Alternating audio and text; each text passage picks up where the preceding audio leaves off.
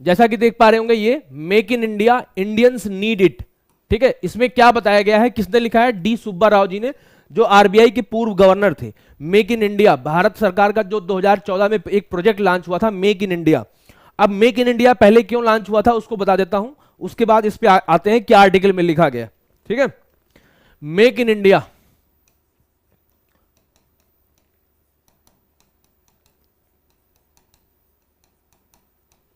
Make in India आया था, जिसको हिंदी में भी मेक इन इंडिया ही बोलते हैं, 2014 में लॉन्च हुआ था। आप लोगों ने देखा होगा लोगो, एक बब्बर शेर का लोगो था, ठीक है, जिसमें बब्बर शेर बना हुआ था और ऐसे कुछ मशीन के पुर्जे लगे हुए थे। तो मेक इन इंडिया प्रोजेक्ट क्यों लाया गया था उसको थोड़ा देखते हैं, उसके लिए इंपॉर्टेंट समझते हैं, फिर हमको आर्टिकल समझ में आएगा। भारत की जो अर्थव्यवस्था है, इंडियन इकोनॉमी, भारत की जो अर्थव्यवस्था है जिसको बोलते हैं इकोनॉमी, अर्थव्यवस्था, वो 3 स्तंभ पर टिकी हुई है। ठीक है, 3 स्तंभ पर। कौन कौन से? पहला एग्रीकल्चर यानी कि खेती,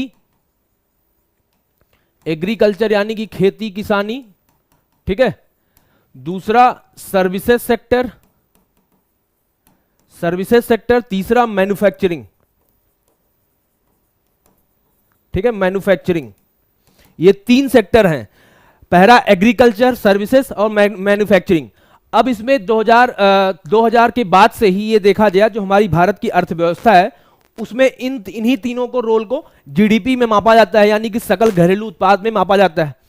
अब इसमें मोटा मोटी जो एग्रीकल्चर का योगदान रहता है जीडीपी में, हम सकल घरेलू उत्पाद में, वो कितना रहता है? 16 से 17% का। ठीक है, 16 से 17% का इसका योगदान रहता है। और जो सर्विसेज सेक्टर, सर्विसेज सेक्टर मतलब जैसे कि हम एजुकेशन कंपनीज है ना, ओजांग का आईएएस, तो हम आपको क्या सर्विस प्रोवाइड कर रहे हैं। जैसे हेल्थ सेक्टर है, हेल्थ यानी कि स्वास्थ्य का क्षेत्र, आपको किसी उसमें हॉस्पिटल में जाइए तो आपको सर्विस प्रोवाइड कराएंगे, तो ये सब सर्विस होती हैं। ठीक है, सेवाएं, जैसे टूरिज्म सेक्टर हो गया, ये सब सेवाएं हो गई। तो सर्विसेज सेक्टर का 50 से 55% योगदान, ठीक है, 50 से 55% योगदान जीडीपी में रहता है। और मैन्युफैक्चरिंग का 30 से 35% योगदान है। ठीक है, 30 से 35% योगदान। अब इसमें यह देखा गया कि जो एग्रीकल्चर सेक्टर है जिसका कंट्रीब्यूशन भारत की सकल घरेलू यानी कि अर्थव्यवस्था में केवल 16 से 17% है, लेकिन सबसे ज्यादा लोग जो इसमें काम कर रहे हैं, जो रोजगार इसमें पा रहे हैं, सबसे ज्यादा इसी में है। इंडिया का 60 से 70% जो लोग हैं वो एग्रीकल्चर में है। ठीक है, अर्थव्यवस्था में, भारत के अर्थव्यवस्था में लगे हुए हैं। आप लोग खुद ही देख रहे होंगे, गांव के आसपास जाके देखिए, सभी लोग, मैक्सिमम लोग खेती करते हैं। ठीक है, लेकिन खेती का उतना बड़ा योगदान हमारी भारत की अर्थव्यवस्था में नहीं है, लेकिन उसके बावजूद भी मैक्सिमम लोग, यानी कि भारत के देखिए मैक्सिमम लोग 60 से 70% वो एग्रीकल्चर खेती करते हुए पाए जाते हैं। ठीक है, इसी को बोलते हैं disguised unemployment. Disguised unemployment, unemployment, disguise unemployment का मतलब क्या है कि बेरोजगारी, बेरोजगारी ऐसी जो छद्म बेरोजगारी जिसको बोलते हैं। छद्म मतलब क्या हुआ कि एक तो धूल झोंकने वाली जिसको बोलते हैं हिंदी में, अगर शुद्ध हिंदी में बोला जाए, मतलब क्या हुआ कि आपको पता है कि एग्रीकल्चर इतना ज्यादा जो खेती है इतनी ज्यादा नौकरियां नहीं दे रहा है, इतनी ज्यादा लोगों को, उनके घरों को नहीं चला सकता, लेकिन उसके बावजूद भी लोग इसमें इतने ज्यादा एम्प्लॉयड हैं। ठीक है, तो ये एक तो ये हो गया। उसके बाद सबसे ज्यादा जो कंट्रीब्यूशन कर रहा है सर्विसेज सेक्टर, 50 से 55% का कंट्रीब्यूशन। मैंने बताया कि सकल घरेलू उत्पाद में 50 से 55% सर्विसेज सेक्टर कंट्रीब्यूट कर रहा है। लेकिन अब इसमें जितने लोग अनएम्प्लॉयड हैं, मतलब जितने लोग इसमें काम करते हैं, वो केवल कुछ मिलियन के आसपास हैं, 10 मिलियन या इन सब के आसपास, मतलब 1 करोड़ से 2 करोड़ लोग हैं जो केवल सर्विस सेक्टर में रोजगार पाते हैं।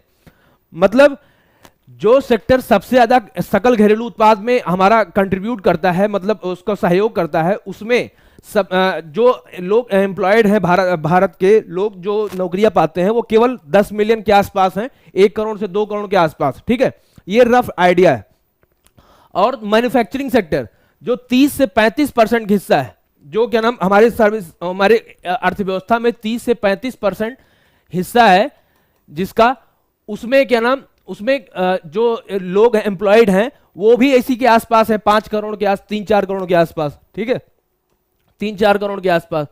तो इसमें बहुत सारे लोग क्या नाम 2000 से 2005 के बाद से बात करने लगे थे, जो अर्थव्यवस्था से जुड़े हुए लोग थे, कि अगर भारत को लंबे समय तक सस्टेन करना है, लंबे समय तक तेज रेट से ग्रोथ करना है, ठीक है, उसकी अर्थव्यवस्था को अपना एक्सपेंड करना है, उसको उसकी आमदनी बढ़ानी है, उसके लोगों को गरीबी दूर करनी है, उसके लोगों को बेरोजगारी दूर करनी है, तो उसको क्या करना पड़ेगा, मैन्युफैक्चरिंग सेक्टर, यानी कि जो ये मैन्युफैक्चरिंग क्या होता है, जो नए सामान बनाने की जो रॉ मटेरियल बनाते हैं, जैसे मान लीजिए कपड़ा बनाने की कंपनी हो गई, ठीक है, तो वो क्या है, मैन्युफैक्चरिंग, कुछ मैन्युफैक्चर कर रही है, कुछ नया चीज बना रही है। जैसे मान लीजिए कैमरा बनाने की है, मोबाइल फोन बनाने की है, हार्डवेयर है, ठीक है, और भी जैसे कूड़े कचरे की क्या नाम, उससे बना के आप गैस बना दीजिए, या फिर कुछ नया मैन्युफैक्चर कीजिए, तो मैन्युफैक्चरिंग सेक्टर इसको बोलते हैं, ठीक है। तो मैन्युफैक्चरिंग सेक्टर में क्या हुआ, मैन्युफैक्चरिंग सेक्टर में बहुत सारे इकोनॉमिस्ट हमारे अर्थव्यवस्था के ये कह रहे थे कि अगर भारत को सतत विकास हासिल करना है, मतलब सस्टेनेबल ग्रोथ हासिल करना है, तो उसको मैन्युफैक्चरिंग सेक्टर में कंट्रीब्यूट, उसको अपना इंप्रूव करना पड़ेगा, मतलब उसको और भी तेजी से बढ़ावा देना पड़ेगा। तो उसके लिए, उसी के लिए ही भारत सरकार ने 2014 में एक मेक इन इंडिया प्रोजेक्ट लेके आए थे। मेक इन इंडिया प्रोजेक्ट मतलब इसका ये काम था कि मेक इन इंडिया प्रोजेक्ट का ये काम था कि जो भी अभी हम क्या करते हैं, कोई भी चीज होती है, देखिए आपने आसपास देखिए, हम सब बाहर से मंगाते हैं। अगर हमको खिलौना खरीदना है बच्चों के लिए तो हम चाइना से मंगाते हैं। अगर हमको इलेक्ट्रॉनिक्स चीज का कुछ खरीदना है तो हम क्या नाम साउथ कोरिया, जापान, यहां से मंगाते हैं। गाड़ियां खरीदनी जापान से मंगाते हैं, ठीक है। दूध का कुछ भी चीज हमको खरीदना है, जैसे हमको चॉकलेट खरीदना है तो हम ब्रिटेन से मंगाते हैं। ये हमको कोई कपड़े खरीदने अच्छी ब्रांड का तो हम यूएसए से मंगाते हैं। हमको कोई हथियार खरीदना है तो हम फ्रांस से और रसिया से यहां से मंगाते हैं, ठीक है। तेल खरीदना है तो हमको खाड़ी के देशों से मंगाते हैं। तो मेक इन इंडिया प्रोजेक्ट का ये उद्देश्य था कि ये सब जितने भी इसेंशियल चीजें हैं जो हम इंडिया में बना सकते हैं, अगर हमको थोड़ा सा एफर्ट दिया जाए, हमारी इंडस्ट्री को थोड़ा काम दिया जाए, तो जो ये बाहर से हम लोग मंगाते हैं इसको इंडिया में ही बनाया जाए। जब इंडिया में बनाएंगे, मान लीजिए इंडिया में कोई हार्डवेयर की दुकान, वो कंपनी सेटअप हो जाए, मान लीजिए जैसे आजकल बहुत सारे मोबाइल कंपनीज हो गई ना, ओप्पो, रियलमी और दुनिया भर की जितनी भी कंपनीज है, वो आजकल क्या कर रही हैं, इंडिया में अपने सेंटर एस्टेब्लिश कर रही हैं, और जो मोबाइल को असेंबल कर रही हैं, मोबाइल जो बना रही हैं वो इंडिया में ही बना रही हैं। जब इंडिया में कोई कंपनी सेटअप होगी तो क्या होगा, इंडिया के लोगों को नौकरी मिलेगी, भारत के लोगों को नौकरी मिलेगी। जब भारत के लोगों को नौकरी मिलेगी, जो यहाँ की कंपनी होगी वो प्रॉफिट पाएगी। जब प्रॉफिट होगा तो क्या होगा, वो भारत सरकार को टैक्स देगी, ठीक है। जब भारत सरकार को टैक्स देगी तो भारत सरकार के पास ज्यादा पैसा आएगा। ज्यादा पैसा आएगा तो वो कहां पे खर्च कर पाएंगे, रोड्स में, इंफ्रास्ट्रक्चर में, ठीक है। तो इसीलिए मेक इन इंडिया प्रोजेक्ट लाया गया था 2014 में, ठीक, 2014 में। अब इसके अभी 8 से 9 साल पूरे होने चल रहे हैं। तो उसी के लिए एक आर्टिकल लिखा गया, किसके द्वारा, डी सुब्बाराव द्वारा, जो आरबीआई, जो रिजर्व बैंक ऑफ इंडिया है, उसके पूर्व गवर्नर थे, ठीक है। तो बड़े पढ़े लिखे आदमी हैं, तो इसीलिए उनकी बात सुनना जरूरी होता है कि क्या वो लोग ऐसा कह रहे हैं, बड़े एक्सपीरियंस आदमी है, ठीक। तो उनका ये कहना है, अब आर्टिकल में देखते हैं क्या लिखा है। उनका ये कहना है कि भारत की जो अर्थव्यवस्था है, भारत, इंडिया, चाइना और यूएसए, तीन को कंपेयर किया है उन्होंने, 3 कंट्रीज को। और ये कहा है कि जैसे अभी आपको पता है कुछ दिन पहले एक न्यूज आई थी कि यूएन वर्ल्ड पॉपुलेशन प्रोस्पेक्टस, एक वो क्या थी, न्यूज क्या थी, UN, United nation world population prospectus, बताता हूं हिंदी में भी क्या है इसका, पॉपुलेशन प्रोस्पेक्टस। ये एक उसके मतलब संयुक्त राष्ट्र जनसंख्या विवेचना, ठीक है, एक ये रिपोर्ट आई थी। उसके अनुसार ये कहा गया था कि भारत जो है इस साल 2023 के अप्रैल महीने में जनसंख्या के मामले में चाइना को क्रॉस कर जाएगा, ठीक है। इन्होंने क्या कहा कि इंडिया जो है वो चाइना से इस साल अप्रैल के महीने में पॉपुलेशन के मामले में क्रॉस कर जाएगा, ठीक है। और 2050 तक हमारी पॉपुलेशन क्या हो जाएगी, 180 करोड़ के आसपास हो जाएगी, 180 से 200 करोड़ के आसपास, ठीक है, 2050 तक। उसके बाद से हमारी जो पॉपुलेशन है, हमारी जो जनसंख्या है, वो धीरे धीरे घटेगी, ठीक है। तो इसी का हवाला देते हुए सुब्बाराव जी ने यह कहा कि जैसा कि अभी मालूम है, चाइना की जो जनसंख्या है उसको हम क्रॉस करने वाले हैं। तो चाइना की जनसंख्या को क्रॉस करने वाले हैं, इसका मतलब क्या हुआ, हमारे यहां ज्यादा पॉपुलेशन है, हमारे यहां ज्यादा जनसंख्या होगी, चाइना के यहां कम होगी। लेकिन इसका हमको फायदा कैसे मिल सकता है, तो वो कुछ पॉइंट्स बताते हैं। वो पॉइंट्स बताते हैं, पहला वो बताते हैं कि हमारे यहां क्या है, डेमोग्राफिक डिविडेंड है। मतलब क्या होता है बताता हूं। डेमोग्राफिक डिविडेंड मतलब जनसांख्यिकी जनसांख्यिकी वितरण, जनसांख्यिकी वितरण, इसका मतलब क्या होता है बताता हूं। डेमोग्राफिक डिविडेंड का मतलब क्या होता है कि हमारे यहां जो पॉपुलेशन है, जो हमारे यहां जनसंख्या है, 18 से 55 एज तक जो हमारे यहां पॉपुलेशन है, 18 वर्ष से लेके 55 एज तक, वो हमारे यहां करीब करीब 70% पॉपुलेशन है, करीब करीब 70%, ठीक है, नियर अबाउट 70% पॉपुलेशन। मतलब क्या हुआ कि हमारे यहाँ जो युवा हैं वो ज्यादा हैं। 18 साल से लेके 55 साल तक की उम्र तक का जो हमारा जो लोग हैं वो कम से कम 70% पॉपुलेशन है हमारे यहाँ, ठीक है।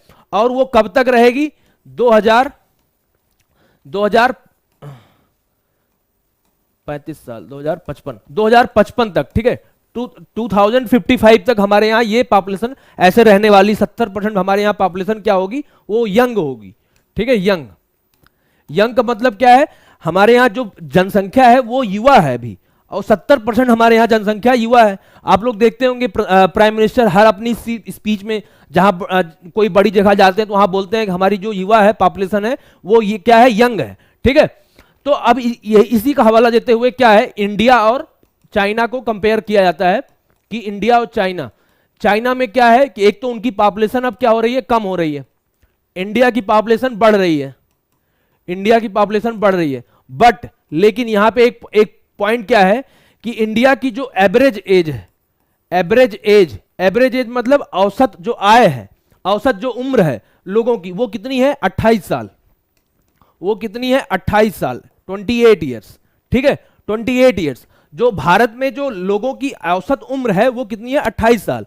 और जो चाइना में जो औसत उम्र है वो 38 ईयर्स।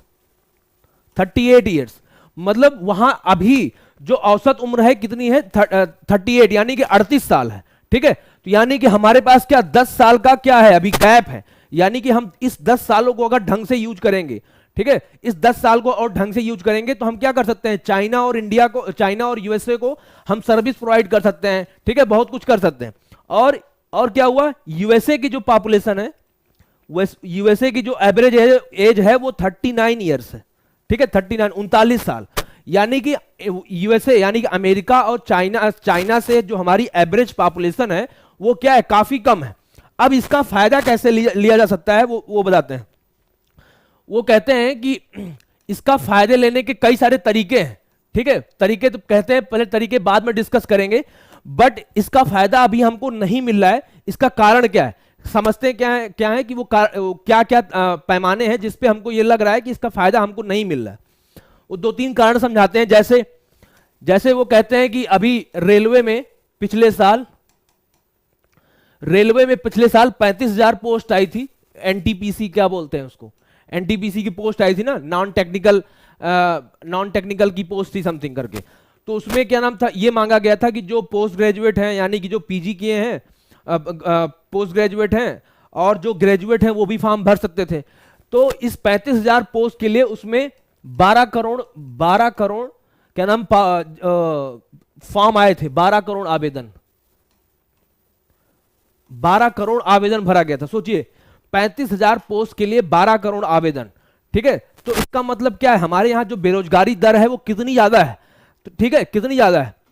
दूसरा इन्होंने ये दिया, इसका मतलब क्या है, इन्होंने ये बताया कि जो हमारी डेमोग्राफिक डिविडेंड है, यानी कि जो हमको जनसांख्यिकी वितरण है, वो हमको युवा को यूज करना चाहिए ढंग की जगह, ढंग की नौकरियों में, वो इससे पता चलता है कि हम लोग अभी तक यूज नहीं कर पा रहे, ठीक है। दूसरा वो लोग हवाला देते हैं एग्रीकल्चर का। एग्रीकल्चर यानी कि कृषि में क्या है कि अभी लो वेजेस पे लोग काम कर रहे हैं, ठीक है। वहां पे क्या सीजनल अनएम्प्लॉयमेंट है ना। सीजनल मतलब क्या होता है कि मौसम के अनुसार वहां पे अनएम्प्लॉयमेंट यानी कि बेरोजगारी। जैसे कि यूपी बिहार के इलाकों में क्या होता है, दो तरीके की फसल बोई जाती है। अभी क्या नाम, अभी जैसे गेहूं की फसल है और ये राबी जो खरीफ की फसल होगी वो अभी क्या नाम बोई जाएगी ये बारिश के बाद, जिसको बोलते हैं चावल की।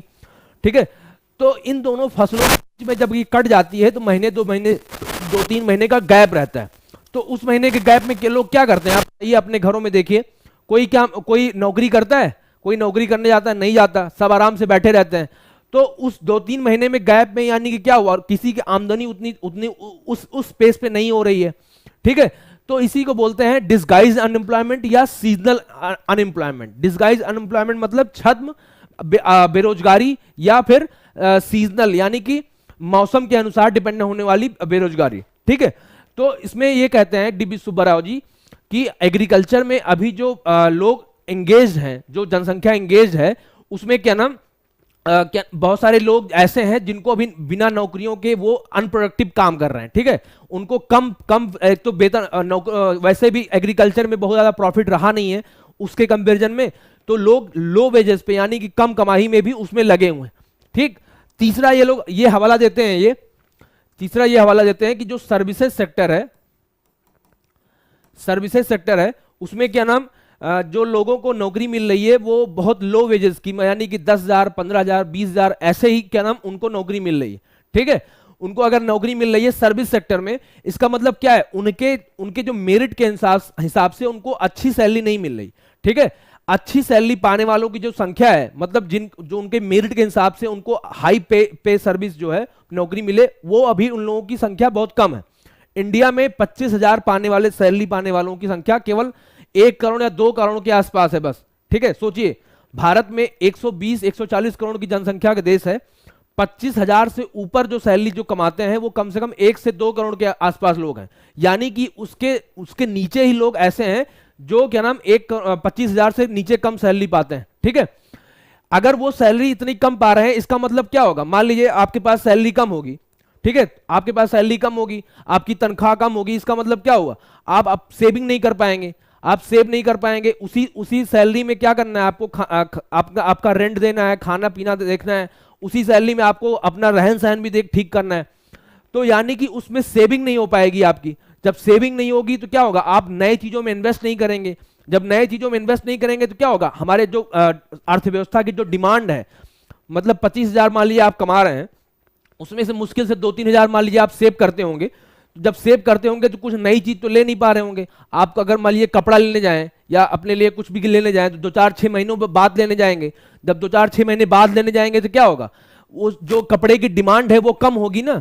तो इसी वजह से ये बताते हैं कि लो वेजेस वजह से, यानी कि लोगों को कम सैलरी मिल रही है, इसकी वजह से क्या है कि हमारे कंट्री में डिमांड बढ़ नहीं पा रही है, किसी भी चीज किसी भी प्रोडक्ट की डिमांड बढ़ नहीं पा रही है। ठीक है, तो इसीलिए वो कहते हैं कि इन्हीं सब कारणों की वजह से हमको जो मेक इन इंडिया प्रोजेक्ट है उसको फिर से आगे बढ़ाना पड़ेगा। तो इसीलिए कहते हैं कि जो मेक इन इंडिया प्रोजेक्ट है उसको हमको फिर से रिव्यू करना पड़ेगा और भी सारी ऐसी स्कीम्स लाके कि मैन्युफैक्चरिंग सेक्टर जो है उसको हमको प्रमोट करना पड़ेगा। बिना मैन्युफैक्चरिंग सेक्टर के हम आगे नहीं बढ़ सकते। ठीक है, तो इनका कहना है कि मैन्युफैक्चरिंग सेक्टर को हमको प्रमोट करना पड़ेगा। अगर मैन्युफैक्चरिंग सेक्टर को हम प्रमोट करेंगे तो क्या होगा कि हमारी जो बाहर से जो हम चीजें मंगाते हैं वो हम नहीं मंगाएंगे, तो भारत का पैसा भारत में ही रहेगा, यहाँ के लोगों को रोजगार मिलेगा। यहाँ के लोगों को रोजगार मिलेगा तो क्या होगा, ज्यादा क्या नाम प्रोडक्टिविटी बढ़ेगी, भारत सरकार के पास टैक्स ज्यादा आएगा तो वो क्या करेगी, लोगों को ज्यादा सुविधाएं दे पाएगी। जब ज्यादा सुविधाएं दे पाएगी तो क्या होगा, लोगों की सुविधाएं बढ़ेगी तो वो उनका व्यापार करना आसान हो जाएगा, जिसको बोलते हैं ईज ऑफ डूइंग बिजनेस आसान होगा हमारे कंट्री में। ठीक है, तो ये सब इन्होंने कुछ कारण वो बताए कि क्या आर्टिकल में क्या था वो मैंने डिस्कस किया। अब थोड़ा सा डिस्कस कर लेते हैं कि मेक इन इंडिया के प्रोजेक्ट को सफल बनाने के लिए, मैन्युफैक्चरिंग सेक्टर को सफल बनाने के लिए कुछ ऐसी स्कीम्स अभी हाल फिलहाल समय में क्या लाई गई हैं जिससे कि मैन्युफैक्चरिंग सेक्टर को बढ़ावा मिले। जैसे पहली अभी लाई गई थी क्या नाम, वन डिस्ट्रिक्ट वन प्रोडक्ट, एक जिला एक उत्पाद। मैंने भी 2 दिन पहले इसको डिस्कस किया था। ये क्या है, वन डिस्ट्रिक्ट वन प्रोडक्ट का मतलब क्या है कि हर एक डिस्ट्रिक्ट में जो भी वहां का लोकल प्रोडक्ट होगा उसको हम मैन्युफैक्चरिंग बाहर एक्सपोर्ट करने के लिए उस जिले में जो जो लोग उस संबंधित चीज से जुड़े होंगे उनको हम प्रमोट करेंगे। जैसे मान लीजिए मैंने बताया कि मुरादाबाद है, मुरादाबाद जो यूपी का शहर है मुरादाबाद, वहां पे क्या है, पीतल इंडस्ट्री बहुत ज्यादा फेमस है, पीतल, ठीक है, पीतल इंडस्ट्री, वहां पे पीतल की चीजें देखिए जो भी सब कुछ मिलती हैं। तो पीतल की इंडस्ट्री को वहां पे फ्लोरिश करने के लिए वहां पे भारत सरकार ने और उत्तर प्रदेश सरकार ने वहां के जो कारीगर हैं जो पीतल को बनाते हैं, जो उसको शेप देते हैं, उनको उनके लिए नए नए स्कीम्स लेके आए हैं। उनको टैक्स में छूट दिया गया है, ठीक है, कि आप इतना प्रमोट करेंगे, इतना इतना आप प्रोडक्ट बनाएंगे तो क्या होगा, आपको टैक्स में छूट दिया जाएगा। और इसके लिए और क्या किया गया, वन डिस्ट्रिक्ट वन प्रोडक्ट के लिए एक वेबसाइट बनाई गई है। वेबसाइट भारत सरकार की एक वेबसाइट है और उत्तर प्रदेश गवर्नमेंट की वेबसाइट है। और सारे राज्यों को यह बोला गया है कि अपने जिले, अपने राज्य में, आपके जिले में जो भी प्रोडक्ट आपके यहाँ ज्यादा बिकते हो उसको प्रमोट कीजिए। और उसको एक वेबसाइट बनाई गई भारत सरकार की, government e market place, GEM, government e market place, उस पर प्रमोट कीजिए और इसको एक्सपोर्ट कीजिए, मतलब इसको निर्यात कीजिए, ठीक है। पहली ये स्कीम है। दूसरी स्कीम अभी हाल ही में लागू हुई, ये दूसरी स्कीम अभी जब कोरोना के बाद से लागू हुई, आत्मनिर्भर भारत में, आत्मनिर्भर भारत के तहत, आत्मनिर्भर भारत के तहत एक लागू हुई PLI स्कीम, PLI, प्रोडक्शन, इसका क्या है बताता हूं, प्रोडक्शन लिंक्ड इंसेंटिव, ठीक है, प्रोडक्शन लिंक्ड इंसेंटिव, मतलब उत्पादन से लिंक हुआ जो उसको क्या मिलेगा, आपको इंसेंटिव दिया जाएगा अगर कोई भी उत्पादन करते हैं। इसमें क्या है, प्रोडक्शन इंसेंटिव में जिसको बोलते हैं PLI स्कीम, इसमें क्या है कि मान लीजिए कोई हार्डवेयर आप की कंपनी है, मान लीजिए आपकी मोबाइल की कंपनी है, मोबाइल बनाने की, या आपकी कोई भी इस तरीके की कंपनी हो सकती है जो मैन्युफैक्चरिंग से जुड़ी हुई है। मैन्युफैक्चरिंग मतलब कुछ नया सृजन करने से जुड़ी हुई। तो उसमें क्या होगा, आपको एक टारगेट दिया जाएगा कि आप मान लीजिए 50% अपनी कैपेसिटी का, अपनी क्षमता का से एक्स्ट्रा बनाते हैं, कुछ भी बनाते हैं और उसको प्रमोट करते हैं, तो आपको क्या जाएगा, टैक्स में छूट दी जाएगी, कि मतलब आप जो टैक्स दे रहे होंगे आपको उसमें छूट दी जाएगी, ठीक है। प्रोडक्शन लिंक्ड इंसेंटिव ये अभी आया हुआ, ये बहुत सारे सेक्टर्स में लागू हुआ, जैसे टेक्सटाइल में, ठीक है, इलेक्ट्रॉनिक्स में, हार्डवेयर में, फार्मास्यूटिकल्स में, ठीक है, टॉयज इंडस्ट्री में, ठीक है, और भी जितने भी तरीके का आप इंडस्ट्री सोच पा रहे होंगे, मैक्सिमम इंडस्ट्री में ये लागू हुआ कि PLI स्कीम लागू की गई है, जिसके तहत आप अगर जो उत्पाद बनाते हैं आपको एक टारगेट दिया जाएगा, उस टारगेट से ऊपर बनाते हैं तो आपको टैक्स में छूट दिया जाएगा, ठीक है। पहली, दूसरी स्कीम, तीसरी स्कीम अभी ये थी, तीसरी स्कीम थी PM गति शक्ति प्लान। आप लोगों ने सुना होगा इसके बारे में, गति शक्ति प्लान, ठीक है। गति शक्ति प्लान क्या था कि इसका ये मतलब था कि जितने भी तरीके की मैन्युफैक्चरिंग से रिलेटेड जितने भी तरीके की स्कीम चल रही हैं, जो भी अलग अलग मिनिस्ट्रीज की, मान लीजिए कॉमर्स मिनिस्ट्री की कुछ अलग अलग स्कीम्स हैं, ठीक है, और मैन्युफैक्चरिंग की अलग है, MSME यानी कि medium, micro small medium industry, जो लघु उद्योग हैं, उनकी अलग अलग स्कीम चल रही है। डिफेंस इंडस्ट्री की मान लीजिए अलग इन स्कीम चल रही है, डिफेंस को यानी कि रक्षा क्षेत्र को बढ़ावा देने के लिए, ठीक है। और एग्रीकल्चर यानी कि कृषि क्षेत्र की अलग स्कीम चल रही है। तो PM गति शक्ति प्लान के तहत यह कहा गया कि आप जितनी भी मिनिस्ट्री हैं, 16 मिनिस्ट्री हैं, 16 मिनिस्ट्रीज को एक प्लेटफॉर्म पे लाया जाएगा, एक विंडो के तहत एक विंडो बनाया जाएगा, उसमें 16 मिनिस्ट्रीज को एक प्लेटफॉर्म पे लाया जाएगा और उन सभी की जो भी समस्याएं होंगी एक प्लेटफॉर्म पे सुलझाई जाएंगी। और क्या नाम, मैन्युफैक्चरिंग को बढ़ावा देने के लिए, जल्दी से लोगों को ईज ऑफ डूइंग बिजनेस करने के लिए यहां भी जो भी समस्याएं आ सकती हैं उसको यहां निपटारा किया जाएगा। PM गति शक्ति प्लान, ठीक है। तीसरा ये हो गया, एक सेकेंड,